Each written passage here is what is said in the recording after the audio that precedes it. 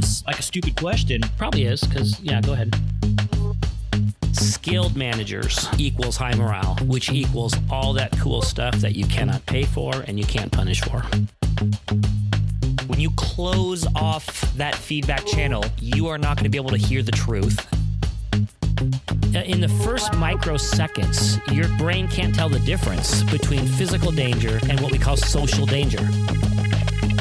I'm pissed off at you. Me, specifically? Well, just because you're my boss and all. Employees tend to get promoted until they reach their level of incompetence. Go forward and don't suck. Hey, everybody. Welcome to the Managing with Mind and Heart podcast. I am one of your hosts, Michael Nash, and I am sans Ethan today. Ethan is no doubt out snowboarding or running a 50K or reading 2 books in one day or whatever else he's doing. So here I am. Really happy to be with you today. We're going to spend some time right now talking about listening, which is something that we have talked a lot about on these podcasts, and we talk a lot about it in our workshops because we actually really believe that listening is one of the most important adaptive skills that I think you'll ever develop as a human, but for the purposes of what we're about here as a manager, really good listening is the base. It's the foundational skill for so many things that we do as managers, right? Receiving feedback, giving feedback, solving problems, change management, good one-on-ones, showing caring and respect, correcting behaviors, even meetings. Listening really matters. It's not one of those skills you can just, poo-poo and say, well, I don't really have that one. It's one of the skills you have to have. We've talked a lot about it. We've dug into what it looks like and what it sounds like. We're going to do a little bit of an experiment today.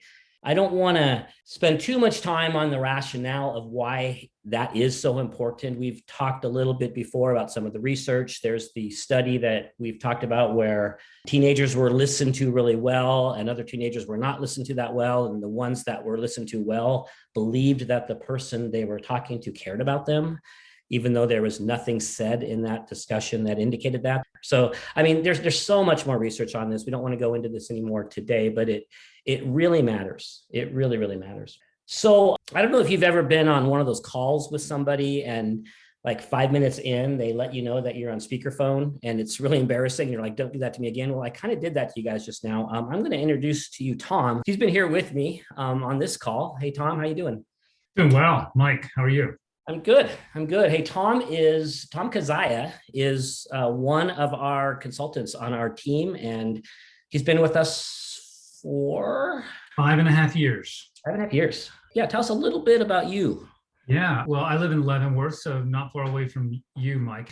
Probably about 6 years ago, almost, Mike and our friendship was sort of rekindled, and on a hike with Mike, he asked me if I knew of any young, well-educated, handsome people who might want to work with him in his consulting firm. And I said, how about me? Basically, even though I was 50 at the time, I can't remember how it went. I think you spit out your water. Eventually you said yes. And so that's what I've been doing for 5.5 years. Before that, I was a minister, and even at the same time, for a couple of years, I was a minister and a Nash consultant. And so that's what I've been up to these last 5-6 years. Yeah, that is the story. And Tom, you are really, really good at what you do. I love that you're on this team. And the reason I've asked you to be here, as you know, is because I consider you to be naturally a very good listener. And so we're going to be doing a little experiment here.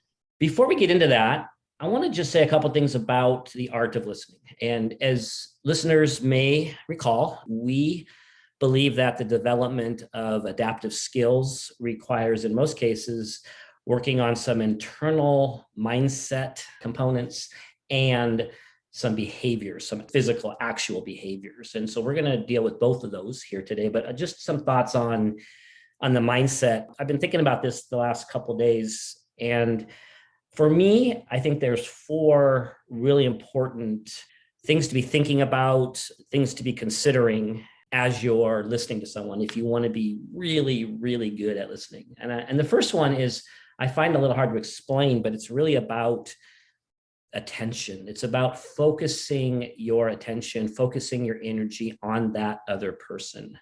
A kind of an analogy, it's not a perfect one, but you're in a movie theater and you're watching a movie, and if it's a really good movie, you're kind of in the movie, right? You're not really aware of the seat you're sitting in or the people next to you. You're just really in the movie. You're focusing on that movie. And I think that really good listening requires something like that, like really giving the gift to the other person of your energy and your attention. And I think it is a gift. I think it creates sort of this container for the other person to show up and more likely be authentic because you're there for them. And so there's this mindset. The first of the four things is this mindset of really focusing on that person. And I got to say that's going to take some energy sometimes. If it's kind of a boring movie and you want to be that focused, you really have to focus, right? So the first mindset for me is really giving the other person that gift of energy and focus. The second one is really about positive regard. It's this idea that I'm going to be, whether it's compassion, caring, assuming the best about this person, just focusing on that person with sort of a spirit and an attitude of care and positive regard and thinking the best. That actually carries me really far in some of my conversations. It helps me to not be as judgy. It helps me to not be critical. It helps me maybe even not to feel like I have to jump in and solve their problems so quickly. Closely related to that, I think the third thing for me is curiosity. We talk a lot about that at Nash Consulting. Just coming into that conversation, really curious about who this person is and what their story is and what they're about. I really do think that curiosity is not compatible with being judgy. I think they're almost mutually exclusive.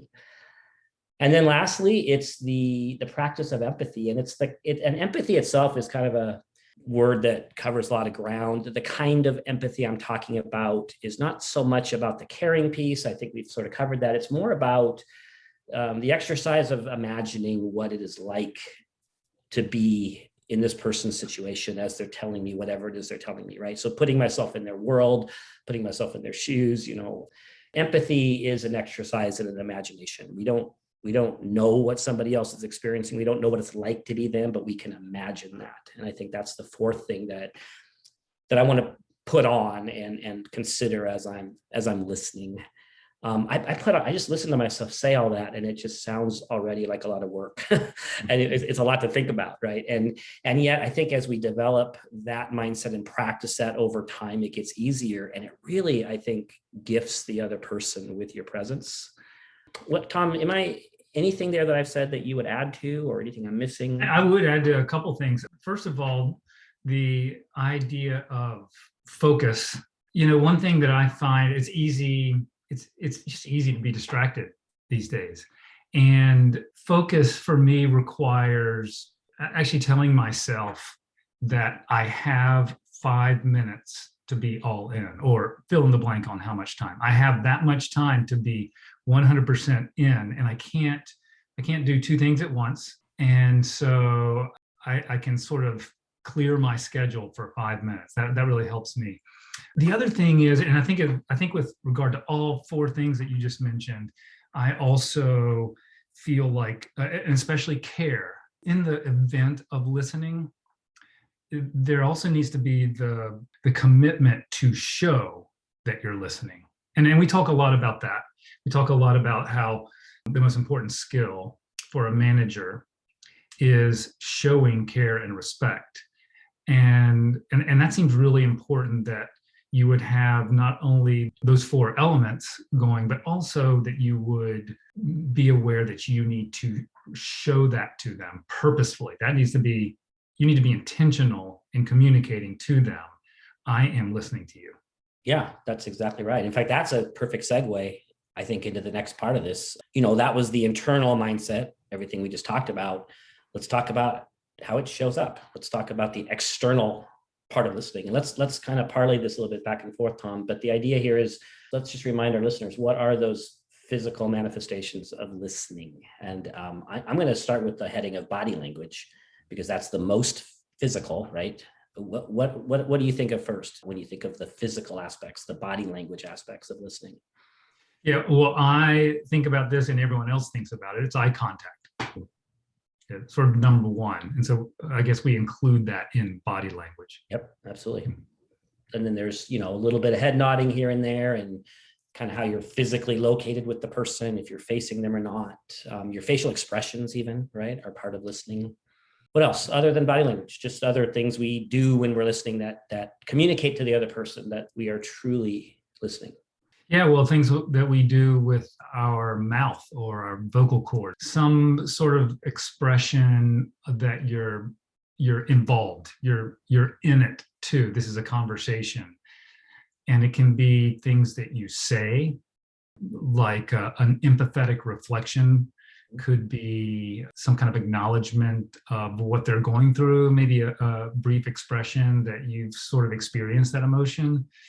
It could just be some kind of guttural sound, I guess, that just, if someone's in pain, you can communicate that you are with them in that as you express a little bit of pain or express joy. I think you would say something like, if it was written out in quotes. Right. Or, oh, so, yeah.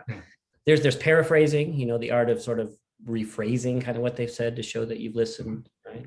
There's tell me more. There's asking questions, right? Hey, tell me more about that. Or how did that feel? What a beautiful way to show that you're in it with them, by inquiring and being curious and asking questions.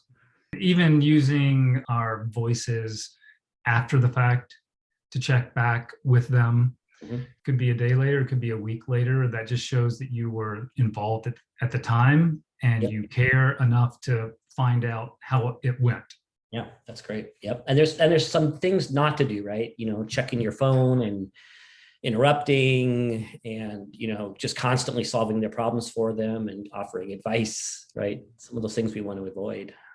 Yeah. So here's what we're gonna do. We're gonna do an experiment, and it's a little tricky because we are going to demonstrate a couple different kinds of listening here. And, the roadblock here, or kind of the difficulty we're dealing with, is that we're not doing this physically. This is a podcast. This isn't a film. We're going to assume that if we were together in the same room, we were doing all sorts of good body language, right? We're looking at each other and we're doing some head nodding and et cetera, et cetera. Our listeners aren't going to be able to see any of that. So I'm just asking our listeners to imagine it, that as Tom is listening to me and as I am listening to Tom in our second little experiment here, we are going to be practicing really good body language. So let's assume that to be true. What we're going to do here is I'm going to share something with Tom, and he's going to just practice basic good listening skills. We haven't practiced this yet. That's what makes this a bit of an experiment, but we're going to go for it. Are you ready? I'm ready. All right. Hey, Tom. Hey, Mike. Hey, man. Thanks for hanging out. I had a really big experience about a week ago that I want to tell you about. Yeah. You may recall that I was adopted I don't know if you know that I was adopted as a baby. I was just 5 days old.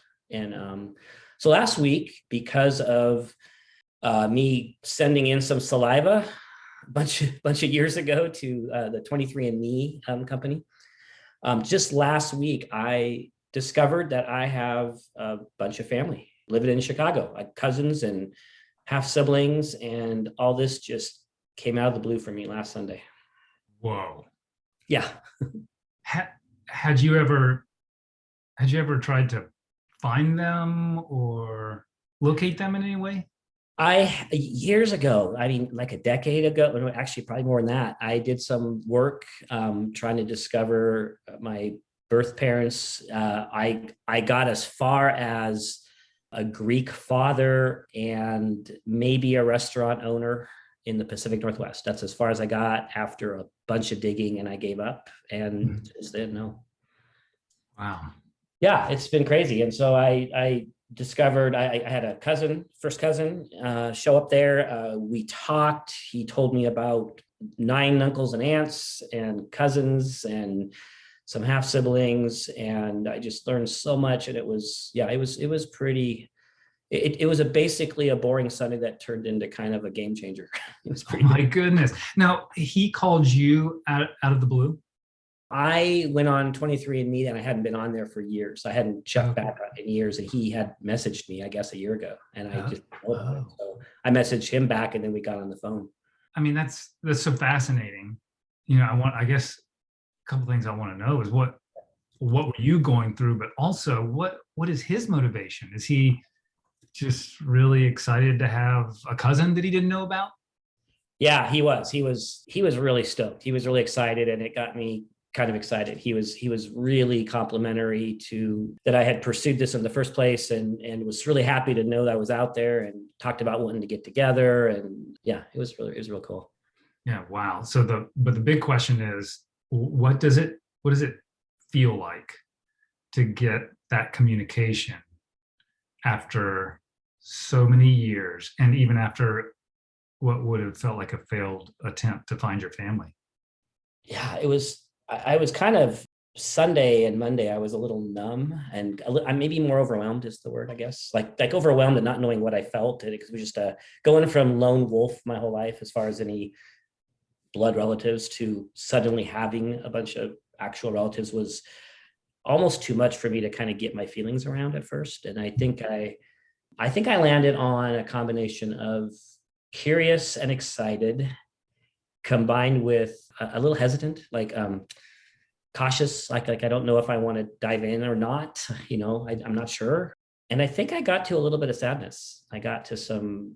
Oh, because I forgot to tell you, he told me everything about my dad. That's actually really important. I forgot about this. He told me all about my dad. He told me everything about my dad. Like, I know so much about my dad. I have photos, I have stories, I know about his personality. That was really cool to find connections in that way. But it was also it was sad. I think it was like I missed him. I missed out. Yeah.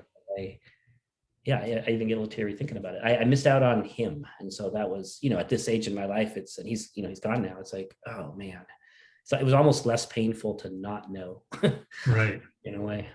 Like a passive regret, Yeah, maybe, or it's just a sense of loss. yeah, Some, yeah. Losses. I think that's helpful right there. It's like almost a little bit of grief. Like I got to know him last Sunday, and he's dead already, yeah, and I missed him. Yeah. yeah. What about the joy of it? What did that feel like? That, if you could parse it out, what did that feel like? Yeah, it was. I think it was kind of joyful to hear about his personality. Like he was funny, and he was smart, and he was a bit adventurous. He liked to travel, and I mean, that sounds weird to say this, but I guess I see some of me in him. Mhm. Some him in me, I guess, and that was cool, and it was kind of neat for the first time in my life to have a feeling of connection like that. Lost, but there's a future somehow, I guess. Doesn't it feel, maybe, what does the Yeah. future feel like? Well, almost like there's a connection now. Like I have for the rest of my life, I have this, even though he's gone. I've got this connection. Wow. Yeah. Hey, thanks. We're gonna stop there for a second, but Tom, that was great, and that was all real. And I got to tell you, just being listened to like that. Um, I guess what surprised me just there was not that you listened well, and it made me say more, but it got me to self-reflect. I think your listening got me to dig a little deeper than I would have if I was just processing on my own. So thanks for that. Yeah. It's a fascinating thing, Mike. Yeah, it really is. Thanks.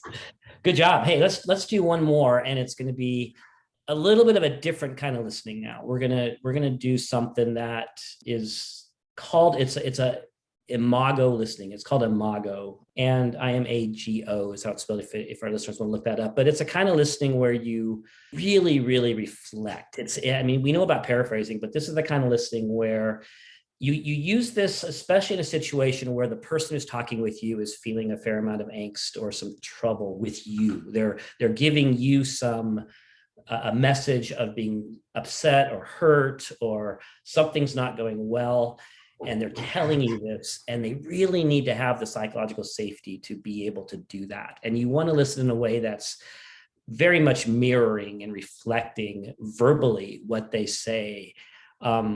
not parroting exactly, right? You don't want to exactly say what they say, but you want to get as close as you can to checking out, is this what you're saying? And you do a lot of, is there more? Is there anything else? You just let them say what they need to say. And we're just going to show that for just a couple minutes here. We're not going to go through an entire conversation, but I'm going to share or show you that. Tom is going to come to me now with a problem, and I'm going to demonstrate a little bit of this Imago listening.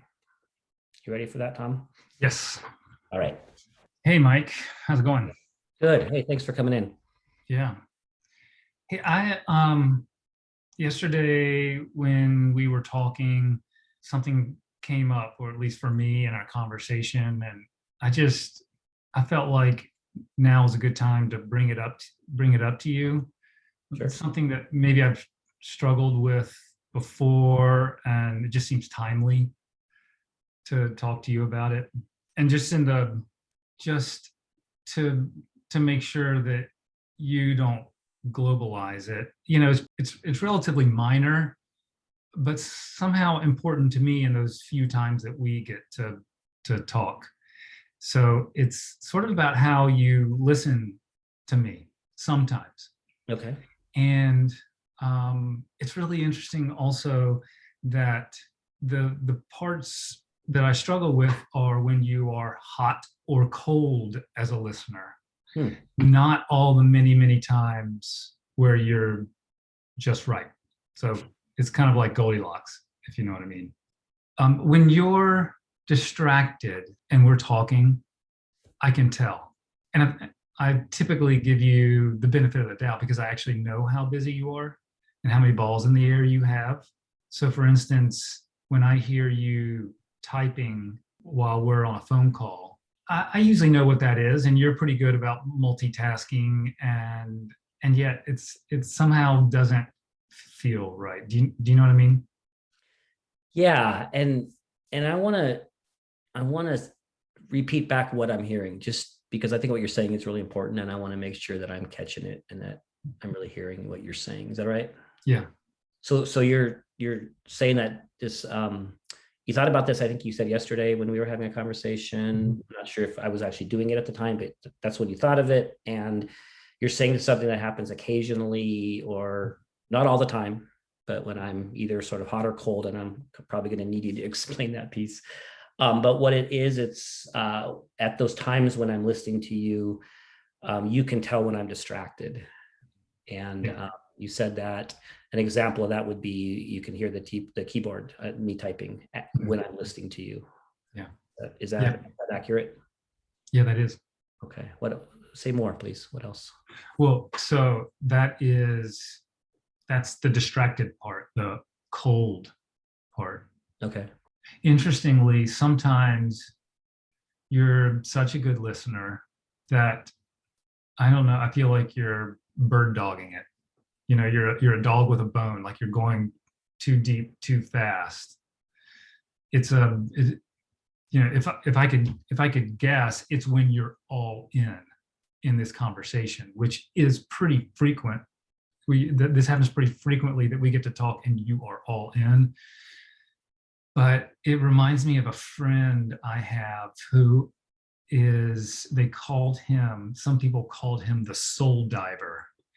And that was a really great thing for him to be, but it did make some people uncomfortable because you can be exposed. You can feel exposed. And yesterday when we were talking, and this has happened a few times, it felt like I didn't want to tell you everything that you were asking me to tell you. Okay. I felt like I wanted to have some private parts to that conversation.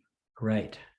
Okay. So I want to make sure I got this. So you mentioned hot and cold earlier. The cold, I think you're describing now, is the distracted mic, right? Mm-hmm. When and I'm guessing that it's a multitasking thing usually. Yes. Correct. Okay.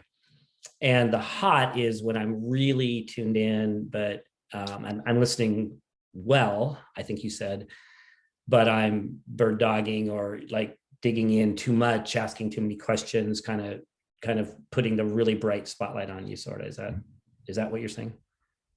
That is what I'm saying. Yeah. And maybe in those times I feel a little bit like you're my therapist, but I don't want a therapist at the moment. Okay, so you're saying that it's almost like I'm acting as a therapist. Can you say a little bit more about that? Like, what is Yeah, is it and and I appreciate you talking this through with me and your questions, because actually I'm thinking it out, in real time at the moment. Maybe the feeling is that I feel coached by you, Mm. but I mostly just want to be your friend, Mm. or in moments like that, mostly just want to be your friend and I want you to be my friend. Wow. Okay, I think I get that. So you're saying that the hot part when listening and digging in, it's almost like this therapist, but it feels to you like you're being coached by me as opposed to just being me just listening or being your Yeah, friend. Is that yeah, is that accurate? that is accurate. Okay. And how does that feel? Like when that's happening, do you want to withhold a little bit, or you want to be a little more private? Mhm. Does it also feel like am I like crossing your boundaries kind of? No, it feels like I want to tell you to knock it off and let's go have a beer. Right. And I don't feel any violation. I mostly just feel I don't want to keep talking about it. I don't want to answer that next question or Right. go Right. go deeper. And also I don't think I ever question your motives. To me, this seems like you being a good friend in a way that maybe crosses a little bit of a line for me personally. Okay. So you don't feel violated. You just it's I'm being a good friend, but I'm crossing a line for you, and at those moments you'd rather stop that part of the conversation and do something else. Yeah. Okay. Is there more? Is there more to any of that? Well, if you're asking me to keep thinking it out, I guess I would say I don't feel stuck. I just feel, in other words, I could get out of it. I don't get out of it because I don't want to come across as closed off, or like I've shut down in the conversation, or there are too many parts of my life that are off limits to you, because I actually don't really feel that way. Oh, well, that actually makes sense. So you could get out of it, but it would require putting up a boundary that I might interpret, as you not wanting to be close to me or tell me things, or is that what you're saying? Yeah, that's it. Okay. Is that it? Well, when I think about that as those two parts of it as cold and hot, I think you've put a lot of money in the bank account with me. So not only are they not huge issues, but they, in one sense, cancel each other out, because especially in light of the fact that 95% of the time, I think we're really tracking with each other in a conversation, and I know it. Okay. So I think what you just said was we have a good bank account, meaning you can we're good. We're good with each other. 95% of the time, our conversation is going well as far as you're experiencing. And there's this other 5% that are hot or cold. But because that's a small amount of it and we have a good bank account, it's not like a deal breaker or anything in our friendship. Maybe 98%. Oh, well, thank you. Hey, man, thank you. I mean, I know we're just doing this for the listeners, but I gotta tell you, thank you for telling me all that. I gotta tell you, it rings true. The cold part, the distracted part, I hate that. I just want you to know that. I know I slip into it, and I do apologize. It is often on my radar, but obviously sometimes not. And I'm going to try really hard to not do that. And I'm actually going to give you permission, if you ever feel brave enough, to call me on it, because I'm telling you I don't want to do it. So it actually would be a favor to me Yeah. if you said something. So please, feel free if you would like to tell me if you see it or hear it. The other part of it, the hot, is I've heard something like that before, and that's really helpful. I think I get so curious sometimes, and it can be a bit intrusive, I think. So I actually am really glad you put that back on my radar. And same, if you see it happening, say something like, let's go have a beer or something. PR code. Beer code. Yeah, there you go. Thank you, Tom. I really appreciate you sharing that with me. Is there anything else at all? No, but thanks for listening. I appreciate it. Yeah. So that was an example of an Imago conversation. And again, the idea is when, especially as a manager, although this completely relates to relationships and couples who are dealing with something difficult, but for managers, it's this opportunity to really, really focus in on what somebody is telling you. If that thing they're telling you is difficult for them and it's about you and them and some way that you have negatively impacted them, maybe even there's been a real break in the relationship and this is a healing conversation, it's an opportunity to really, really listen. And I'm sure you caught some of the features there. My attempt to repeat back what I heard. I tried hard not to use different words or interpret it a different way or go into what I think the actual meaning was or draw conclusions. I didn't repeat exactly what I heard because, of course, I can't remember that far back. But I did a pretty fair job of catching what was said and reflecting that right back to Tom, right? And then the trick is to check, is that accurate, Tom? And did I get that right? And give the speaker a chance to affirm or correct. And then the next step, as you heard, was some little bit of fishing, right? Do you want to say more about that? Is there something else? It's really an important piece. And I'll tell you what, I've been part of Imago conversations between me and another person probably 5 or 6 times in my life. But as a third-party facilitator, which, by the way, is another way this type of conversation can be utilized, I have facilitated other people having this conversation. And I'll tell you what, every single time the listener says, is there something else? Is there more? Would you like to add anything else to that? Is there anything else you'd like to say? There's always something else, always, at least 3 or 4, maybe even 5 times until they kind of get to the end. It never fails. And it really gives the person who's speaking an opportunity to dig a little deeper, maybe to say some more things that they were maybe a little nervous to say at first. Maybe they only wanted to say a few things and see how that landed, see how you took it. But now they feel more psychologically safe to add because you are creating such a good container, such a safe container for them to share. So that's the idea. You listen, you reflect, you check for accuracy, you ask if there's more. You get them to the point where they feel that they've said what they need to say and they've been heard. And then, of course, you have the opportunity to do maybe some reparative work. In this case, I was able to affirm and accept and agree. And I even recognize some of the things that Tom had said to me, just things I know about myself, but also things I've heard in the past. I was able to share that with him. I was able to ask for feedback in the future, right? That's a really good direction to go. On the other hand, depending on what the topic was, I may have something to say because I also have been impacted by this relationship, by this situation. And I can ask for the same sort of listening. Hey, would you mind, Tom, if I shared some thoughts? Would you be okay, kind of repeating back what you're hearing so that, we can make sure that we're both really on the same page and we're really hearing each other? And then you can kind of go back and forth. The idea ultimately is to see if you can arrive at some kind of action plan, some kind of agreement. Maybe the agreement is literally, hey, we've been heard. We accept each other's position on this. We may apologize or whatever. Can we move forward now? Maybe it's about future feedback. Hey, let me know if that happens again. Let's commit to not walking down this certain path ever again. And if we do, let's stop and talk about it. But in any event, some kind of a conclusion, some kind of a plan. So yeah, you've heard some examples today of listening.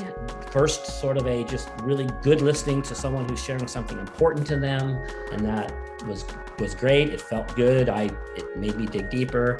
And then you heard a little bit more of a kind of an intense kind of listening, right? Called Imago.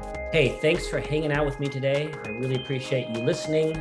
Please like us on whatever platform you are listening to us on and check us out at www.nashconnect.com. consulting.com.